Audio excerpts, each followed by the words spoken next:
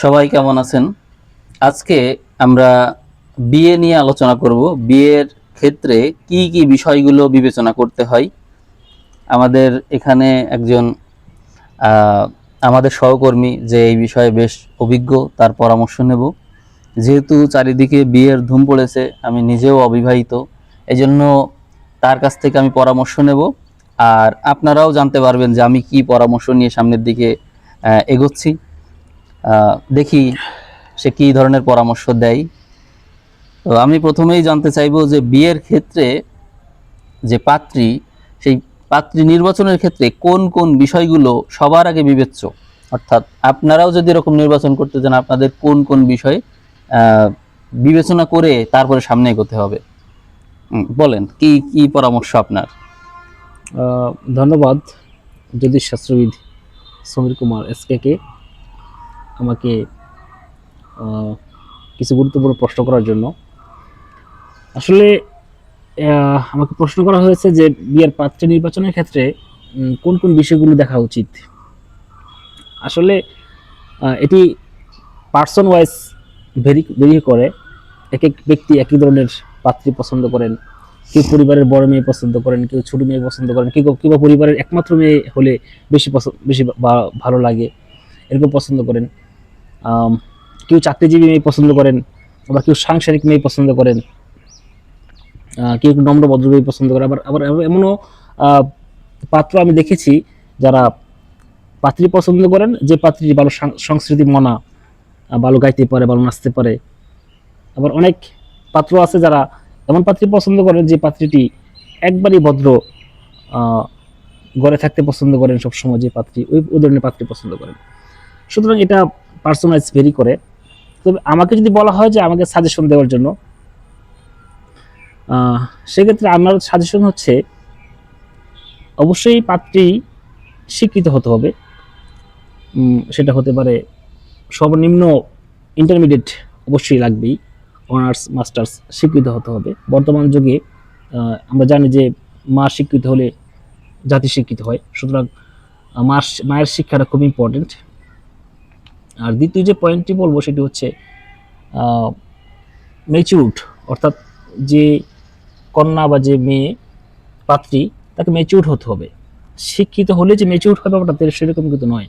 Matured হতে হলে তার গড়ন, চলন, আচরণ, তার কথাবার্তায়, তার সাংসারিক যে ব্যাপারগুলো রয়েছে, এইসব বিষয়গুলিতে তার যথেষ্ট ম্যাচিউরিটি অর্জন করতে হবে।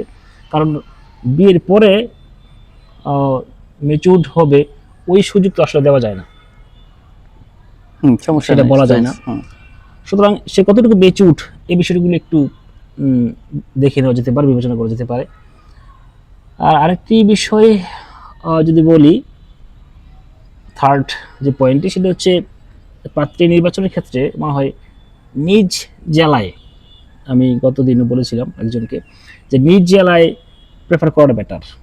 কারণ বিবাহ করা বা একটি নতুন সম্পর্ক করতে যাওয়া, একটা আত্মীয়তা সম্পর্ক করতে যাওয়া, এই আত্মীয়তা সম্পর্ক কিন্তু একদিনে দুই দিনের জন্য নয়। আমি মনে করি এটি সারা জীবনের জন্য। সুতরাং এই সম্পর্ককে আরও গভীর থেকে গভীরতম করতে হলে নিজ এলাকায় যদি, নিজ জেলায় যদি করা যায় সেই সম্পর্কটা, সেক্ষেত্রে সেই সম্পর্কটা আরও আরও বেশি ডিপ হয় এবং সেই সম্পর্কটা মৃত্যু পর্যন্ত বজায় থাকে। তো এটা হচ্ছে আমার থার্ড পয়েন্ট, যে নিজ এলাকায় বিবাহ করাটা সবচেয়ে উত্তম বলে আমি মনে করছি। ওকে, থ্যাংক ইউ। আচ্ছা, এই ক্ষেত্রে ফ্যামিলির বড় মেয়ে বা ছোট মেয়ে বা মেঝো কোন বিষয়ে আপনার প্রিফারেন্স রয়েছে, অর্থাৎ কি কোন মেয়েটা বিয়ে করলে আহ, বেশি সুবিধা পাওয়া যায় বা হচ্ছে নানা রকমের যে ঝামেলা থাকে সেই ক্ষেত্রে মানে কোনটা আপনার জন্য বেশি প্রিফারেবল মনে হয়। ওকে, ধন্যবাদ সমীর কুমার। আসলে এক্ষেত্রে খুব বেশি ডিফার হয় না। তারপরেও অনেক পাত্রই পরিবারের বড় মেয়ে পছন্দ করেন। কারণ বড় মেয়েগুলো একটু সাংসারিক হয়, দায়িত্ববান হয়, যেহেতু সে বড়, সে ছোটদেরকে গড়ে তোলেন। সে তার বাবা মার আদেশ নির্দেশগুলো ঠিকমতো পালন করেন। তার বাবা মাকে সে তার আহ, দৈনন্দিন কাজে সাহায্য করে থাকেন। এই জন্য বড় মেয়েগুলো ছোট থেকেই একটু দায়িত্ববান হয়, দায়িত্ববান হিসেবে গড়ে ওঠে। আর যারা ছোট বা মেয়ে বা ছোট সন্তান, তারা কিন্তু ওই দায়িত্ববান হয় না আসলে। কারণ যেহেতু বড়রা দায়িত্ব পালন করতেছে, তো সে দেখা যায় যে ওই দায়িত্বটা পালন করে না। তো মোট কথা হচ্ছে বড় মেয়ে সবচেয়ে উত্তম অবশ্যই। তার মানে এই যে মেজু মেজু মেয়েটা বা ছোট মেয়েটা যে একেবারে উত্তম নয় সেটা নয়। তো প্রেফার হিসেব করলে বড় মেয়েটাই উত্তম আর কি। আমার মতে এই জায়গায় খুব রিফার করা ঠিক না, বড় মেজো বা ছোট সবাই উত্তম। তবে কিছুটা যদি তুলনামূলকভাবে বলি, সেক্ষেত্রে অবশ্যই পরিবারের বড় মেয়েটাকে বেছে নেওয়া যেতে পারে। আচ্ছা আচ্ছা, এই ক্ষেত্রে যে পাত্রী থাকবে, সেই পাত্রীর বাবা মায়ের শিক্ষাগত যোগ্যতার বিষয়টা কতটা গুরুত্বপূর্ণ, এই বিষয়ে যদি কিছু বলেন। ধন্যবাদ সমীর কুমার, এটা খুবই গুরুত্বপূর্ণ একটি পয়েন্ট।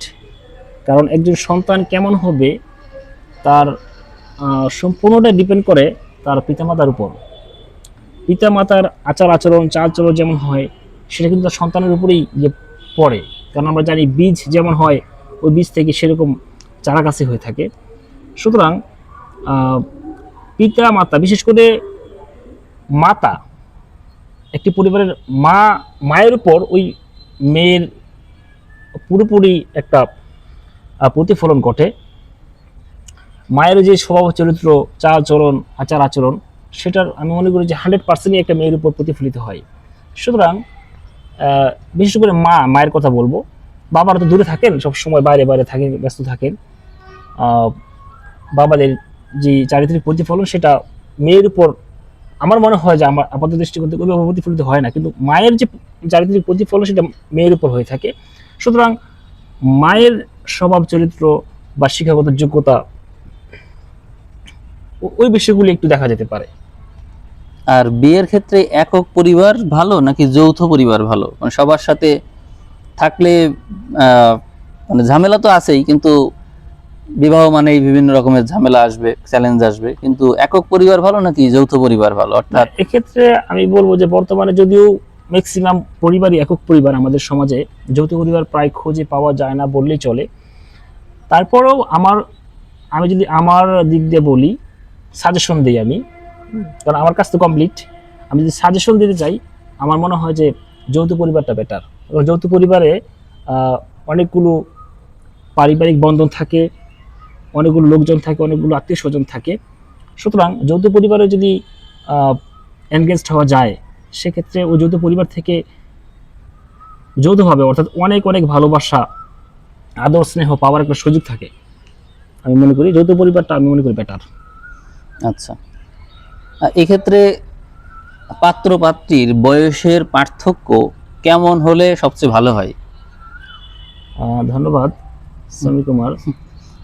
পাত্রপাত্রীর বয়সের পার্থক্য একটা থাকা উচিত, একটা ডিফারেন্স থাকা উচিত। এক্ষেত্রে আমার যেরকম একটা চয়েস হচ্ছে যে একদম সমবয়সী বা ক্লাসমেট, বা আমরা যাকে সমবয়সী বলতে যা বুঝি, একেবারে সমবয়সী আমার প্রেফারেবল না। আমার প্রেফার হচ্ছে অবশ্যই একটু ডিফারেন্স থাকতে হবে। বিশেষ করে পাত্রর চেয়ে পাত্রীর বয়স আমার মনে হয় 5 থেকে 7 বছর ডিফারেন্স থাকা উচিত। তাহলে হয় কি যে পাত্রী পাত্রকে শ্রদ্ধার যে ব্যাপারটি থাকে, সম্মানের যে ব্যাপারটি থাকে, সে জায়গাটি খুব স্ট্রংলি গ্রো করে। আচ্ছা, আর অ্যারেঞ্জ ম্যারেজ আর লাভ ম্যারেজ, এর ভিতরে কোনটায় আপনি বেশি দেখেন যে ঝামেলা কম বা বেশি দূর পর্যন্ত টেনে নেওয়া যায়? মানে অনেক বিয়েই তো এখন ভেঙে যাচ্ছে, ম্যাক্সিমাম হচ্ছে ডিভোর্সের দিকে যাচ্ছে। তো সেই ক্ষেত্রে লাভ ম্যারেজ আর অ্যারেঞ্জ ম্যারেজ কোনটা সাজেস্ট করবেন? ধন্যবাদ সমীর কুমার। আসলে বর্তমান যেই সমাজ ব্যবস্থা, এই সমাজ ব্যবস্থায় লাভ ম্যারেজ যেমন হচ্ছে, আবার অ্যারেঞ্জ ম্যারেজও হচ্ছে। আমার মনে হয় যে লাভ ম্যারেজ আর অ্যারেঞ্জ ম্যারেজটা যদি পার্সেন্টেজ করা হয়, আমার মনে হয় প্রায় ইকুয়াল হয়ে যাবে। 50% 50% লাভ ম্যারেজ হচ্ছে, 50% অ্যারেঞ্জ ম্যারেজ হচ্ছে।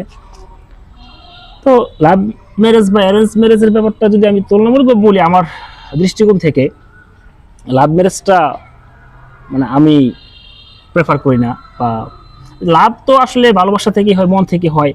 একটা মনের দেনা পাওনা বা পছন্দের ভিত্তিতেই হয়, সেক্ষেত্রে যদি লাভ হয়ে যায়,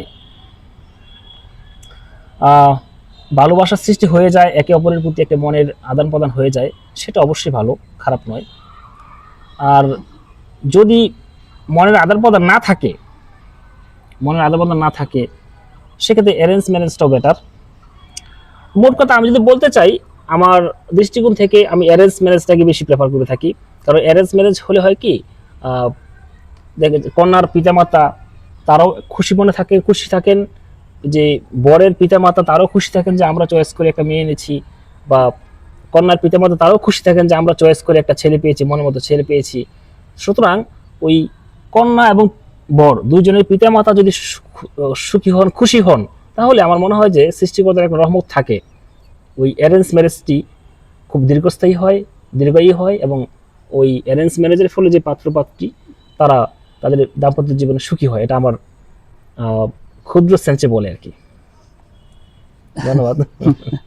আচ্ছা, আলোচনার প্রায় শেষ পর্যায়ে চলে এসেছি।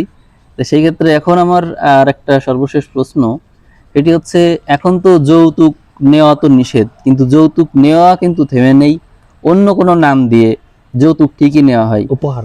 উপহার, গিফট, এইভাবে আর কি নেওয়া হয়। এখন আমার প্রশ্ন হচ্ছে,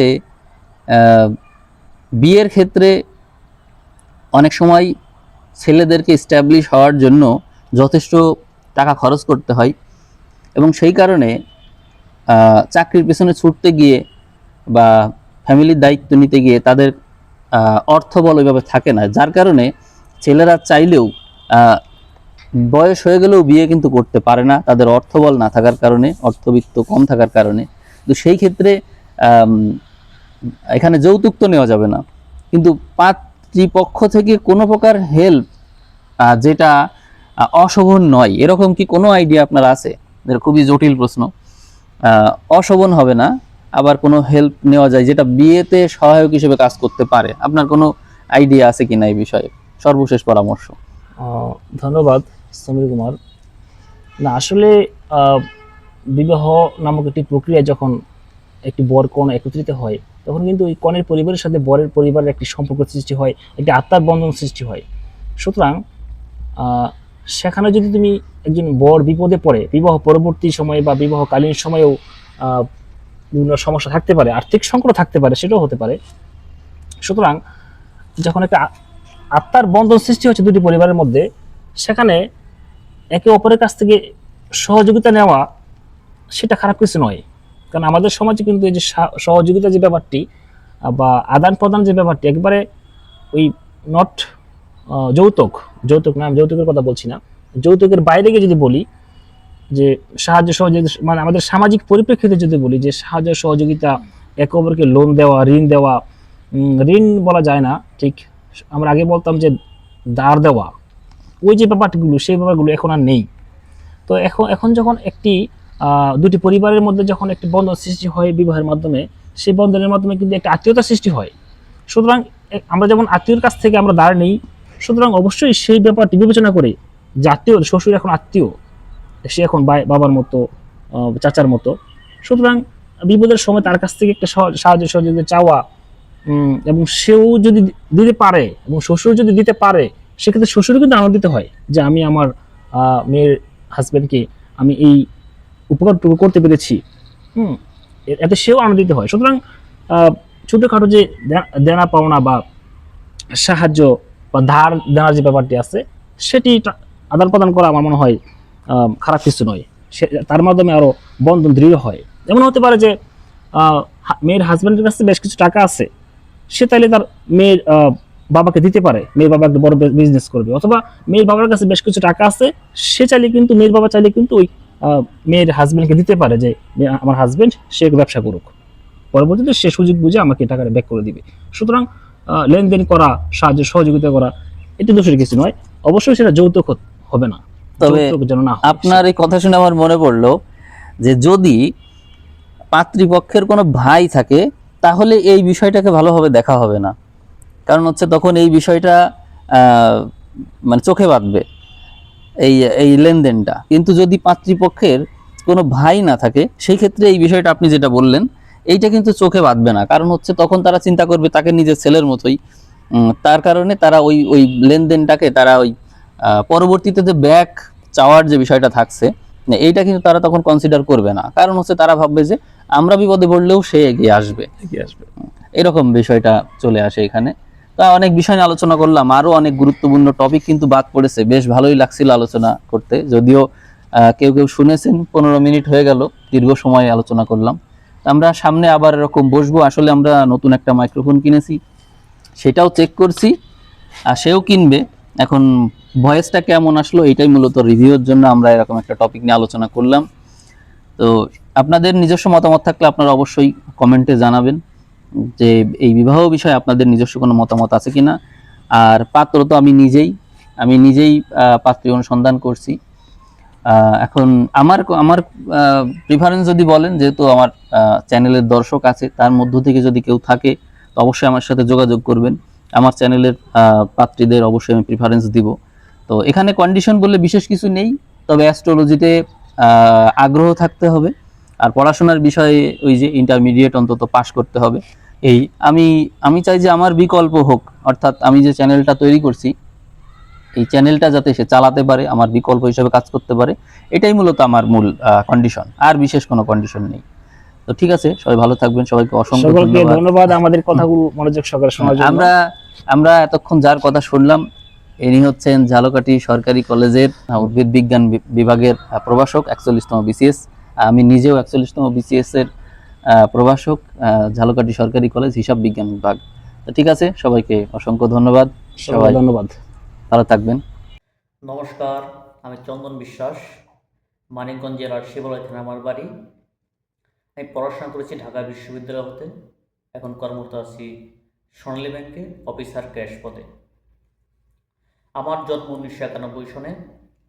আমার শারীরিক উচ্চতা 5 ফিট। আমার প্রিয় শখ হচ্ছে বই পড়া, গান শোনা, বন্ধুদের সাথে গল্প করা, ঘোরাঘুরি করা, ভ্রমণ করা, এরকম। আমি আমার বাবা মার সাথে বাড়িতেই থাকি। আর বাবা একজন শিক্ষক ছিলেন, আমার মা সাংসারিক দায়িত্ব সামলান। আমার এক ছোট বোন আছে, ওর 5-6 মাসে বিয়ে হয়ে গেছে। আমি এখন আমার জীবন সঙ্গিনী খুঁজতে চেষ্টা করছি। আমি চাচ্ছি যে আমার জীবন সঙ্গিনী অনার্স বা মাস্টার্স কমপ্লিট করা থাকুক, এরকম। সে চাকরিজীবী হতে পারে, কিংবা সে যদি ভবিষ্যতে চাকরি করতে চায় তাহলে কোনো প্রবলেম নেই, আমি তাকে সমর্থন করব। আর জীবনসঙ্গী হতে হবে নম্র, ভদ্র এবং ইতিবাচক মনোভাব সম্পন্ন। আমি এরকমই প্রত্যাশা করছি। নমস্কার।